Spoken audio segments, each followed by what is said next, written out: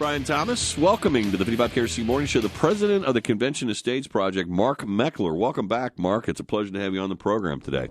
Good morning. It's good to be with you. And you can find them online at conventionofstates.com. We're talking Article 5 of the United States Constitution. People don't quite often pay attention to this one. And as it's been used before, Article 5 allows Congress to propose a constitutional amendment and then send it out for ratification by the various legislative branches in the states. But it can go the opposite way. We can ask for a constitutional convention and submit that to Congress, right? Yeah, look, this is something that the founders intended. They were obviously understood human nature. They knew that the federal government would get out of control, so they gave us a relief valve in the Constitution. The second clause of Article 5 says that when two-thirds of states desire to gather in convention to propose amendments to the Constitution, they can do so. Never been used before in American history. All right. Now, the big concern I always have when this comes up is that, we've got a crazier than I ever anticipated could happen in this country, quite honestly. Mark, I'm 56. I remember when the communists were a big scare and people were worried about that. Now it seems that they're running the show. People proudly running as socialists and communists and getting elected. So that's a frightening prospect. And when I hear about Convention of States, I think, well, what happens if the inmates start running the asylum? What happens if this crazy band of leftists try to hijack this thing and turn it into, the socialist wonderland that they're hoping to accomplish by undermining the fabric of the United States of America? Yeah, look, I think that's a fair question. I feel the same way as you. Never expected we'd see what we are seeing now.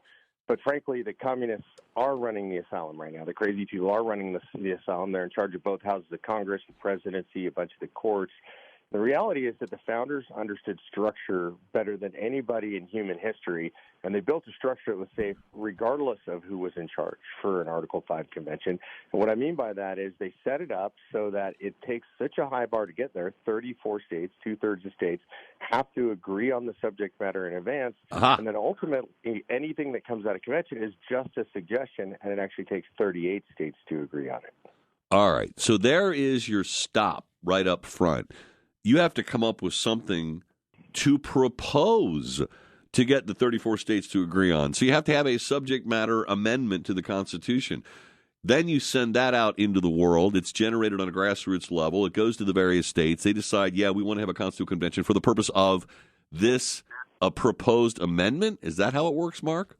It's actually proposed subject matter. So in this case, and we already have 15 states that have passed this through both houses, the subject matter is anything that would impose term limits on federal officials, not just Congress, but also the deep state, staffers, bureaucrats, and potentially judges.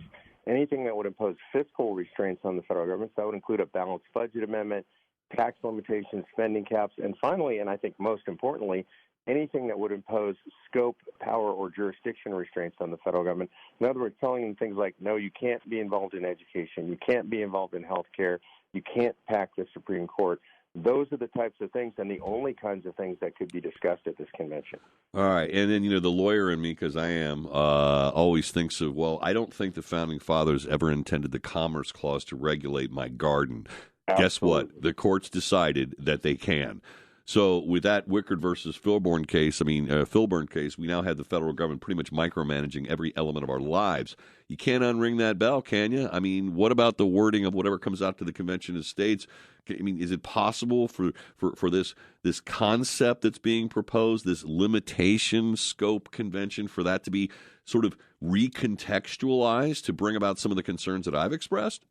Well, I mean, honestly, you just nailed the one that I think is the most important thing we could possibly do. I'm a lawyer as well. And for those out there who aren't, the Commerce Clause is supposed to be a very limited power given to the federal government saying, hey, we don't want trade wars between the states. So if that kind of stuff happens, we're going to regulate the shipment of goods across state lines. And by regulate, they meant just smooth it out. Today, because of the case you named, Wickard v. Filburn started it all, the federal courts have said, hey, you know what? The federal government can regulate anything it wants because everything is interstate commerce. About 40% of the federal government, we approximate, runs under Commerce Clause authority. Yeah, we can unring that bell. That's what the founders intended. If we didn't like what the Supreme Court did, they intended for us to actually propose amendments to change or to overrule what the Supreme Court does. The Supreme Court's not in charge. The people are in charge. Indeed. So one of the things that would be discussed in this proposed constitutional convention or convention of states would be the Wicker versus Filburn decision and the reach of the federal government. I mean, it's a dream world, Mark Meckler, that I live in, where where the Supreme Court reverses itself and says no, and then the unraveling of the federal government that would inevitably follow as a consequence of overruling one single decision and its progeny and everything that it emanated from it. I mean, could that even happen, Mark? I mean, could we live in a world where they lose all their control? Yeah, I really believe we can, and I'm gonna make a fundamental leap and say if we don't, we're going to lose the country. The country is so divided right now. You know, we know that's a fact. And the reason it's so divided, frankly, in my opinion, is because everything emanates from D.C., which means half of us are angry all the time. It was never intended to be that way. The founders built a system of federalism for people who really don't agree on most stuff, don't need to agree on most stuff, can even dislike each other, but live harmoniously in a country where the federal government does a limited amount of things. Those are the enumerated powers. And frankly, unless we get back to something close to that, the country is going to rip itself apart at the seams. Well, it's certainly wouldn't surprise me at all, given and you know, it's not to move too far afield away from the Convention of States point here, but the undermining that is going on, I mean, independent of federal power, it's just a daily thing. The din, the internet, and the trolls, and the abuse that goes on. I mean, every turn, someone out there, and you want to envision this boogeyman. A lot of people like to blame George Soros, but I know his money's behind a lot of this division, are trying to undermine us. They are trying to divide us. They are trying to tear this sort of unified nature of the country apart. Would that change the dynamic if we went through this process and whittled away the federal government? I mean, there'd still be efforts out there to undermine us. Yeah, look, I think there will always be efforts out there to undermine the country. And by the way, those have always existed. You know, I think we have a false understanding of American history, this idea that the country has been unified. If you think back to the founding, the colonies themselves didn't really like each other. If you think back to post-revolutionary America, they didn't like each other so much they founded a government based on the Articles of Confederation, which gave nobody any power over the federal, you know, sort of the entire country itself, because they didn't like each other. We had a civil war because we didn't like each other, forced a union on the country because of our differences. It's always been that way, and the only thing that's kept together is the idea of federalism and that system. We need to go back to that system. Well, we are seeing a little bit of it in the courts. I mean, I've been embracing some of the decisions we've gotten out of the courts, at least insofar as the lines that have been drawn about federal power. I mean, you and I both know one of the main reasons that Joe Biden didn't come out and just say, hey, I'm issuing a vax mandate from a federal government. You all have to do the following, is because the Constitution does not give that authority to the president. And if Congress took it on, you and I could make an argument in court that it exceeds the powers that they have in the Constitution. I mean, we got all these powers reserved to the states. There's nothing in the Constitution that says they can force us to take a vaccine, or is there? Isn't that where we are, Mark? Yeah, there is nothing in the Constitution that says that, but here's where I look at it and why I think a convention of states is so necessary. There's nothing in the Constitution that says they can be involved in health care at all. There's nothing in the Constitution that says they can be involved in education or the environment. You know, you look all the way back to our founding, you have actually Jefferson saying in a letter to William Henry Lee that he couldn't take federal money for the University of Virginia because it was unconstitutional because the federal government wasn't allowed to be involved in education. There was no enumerated power. That's part of the Commerce Clause overreach that's happened. All right. Now, the biggest elephant in the room remaining, I believe, Mark Meckler, president of the Convention of States Project, is the system of taxation we have, and regardless of how they get their money, whether it was as originally intended from levies, or now that we've got the income tax provision that allows them to take as much as they want from our labor. I call it slavery, Mark. They return the money to us with strings attached. We don't have to take it. That's the nefarious part about it. They don't have the control that they want. Back in the day when they changed the drinking age in Ohio from, it was 19 for beer and 21 for wine and alcohol, the federal government said, no, it has to be 21 for everything. And for a little while, we took a stand and said, no. And they made the highway funding contingent upon changing the law. Okay, you don't want to change it to 21? Then you don't get your money. We didn't have to take the money, but we capitulated because we needed it. Would this convention of states change that reality since the taxation provision has been found to be constitutional?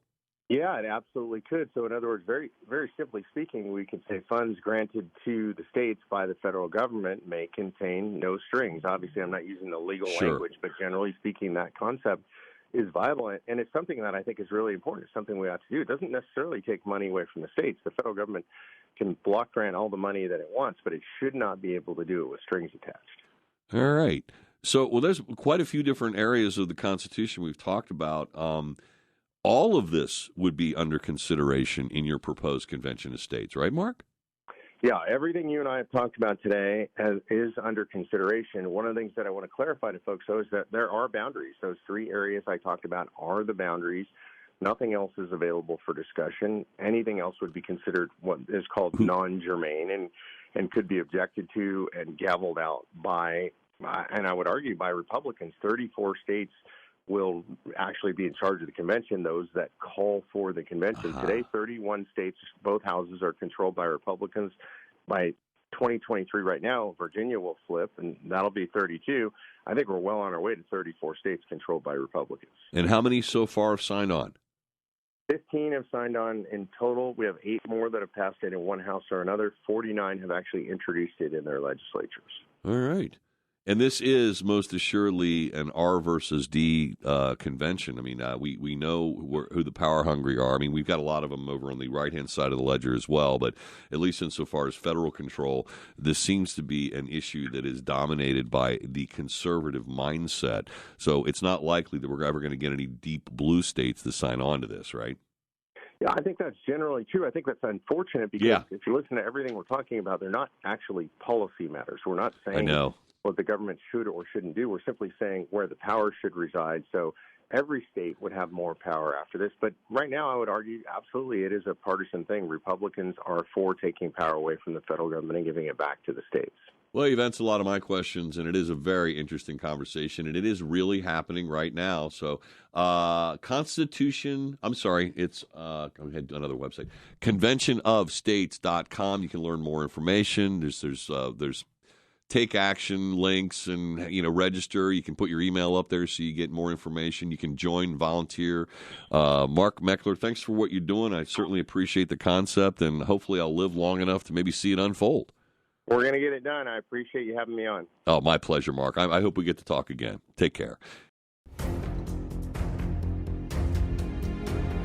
I'm here live in Philadelphia at the Tomb of the Unknown Soldier. When you hear the phrase lives, fortunes, and sacred honor, these are the folks we should think of, those who anonymously gave their lives. Well, today you have a chance to volunteer. You need to volunteer for conventionofstates.com, the movement that's going to save the country.